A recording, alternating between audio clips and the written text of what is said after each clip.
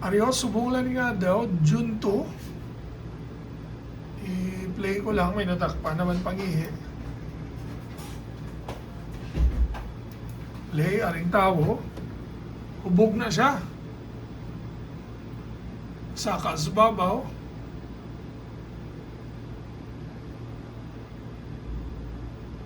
Saka siya, dumutumba.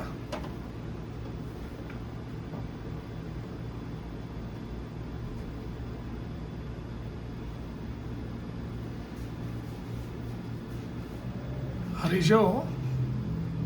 Paglantaw ya, computeran, hindi siya customer sang batol, way siya katultol din ng CR, naog siya.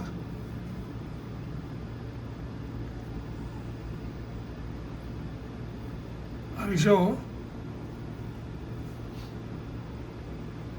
So, first pa lang namon nga install sang CCTV camera, last few weeks na naog ko da, may nadakpan tigulang ng ihi dira same area. Diri sila permi ka pangihi sa kilid sang motor, oh. So diri. So ari siya nagwa, oh, sa hallway. O gagkiyang-kiyang, oh.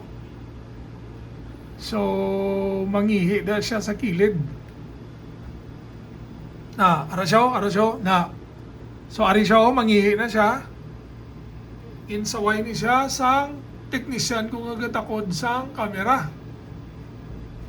So, ara ang technician ko, ari daw katakod camera, wala pa natapos. So, dito naman sa tanimang ihi, ginambalan sa technician ko, hindi may post na nang hindi pwede kapangihi. Pero natingala lang ko, mahambal ang guard, mahambal sila ni Manang, diri nga area, ginaprotektaran nila para kay kapangsot ko no, kapangihi. Da ko no kung nano, pero ang tutuod yung pinakapangsot diri.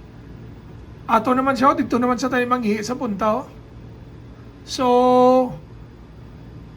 ang tingalahan ko lang yan, nga mahambal sila dira. So, ginabutangan din nila higot, makadang man lang tong tao, kag masuot sa dalawa makadang para mangihi. So, tapos, ang mga customer sa Batol Season, wala diya gapangihi. During morning, hapon, gapangihi siguro magpuli, magsakay sa motor, magpuli alas 5 sa ngaga. So, well, subong lang a week, duwa na nadakpan nga dira gapangihi.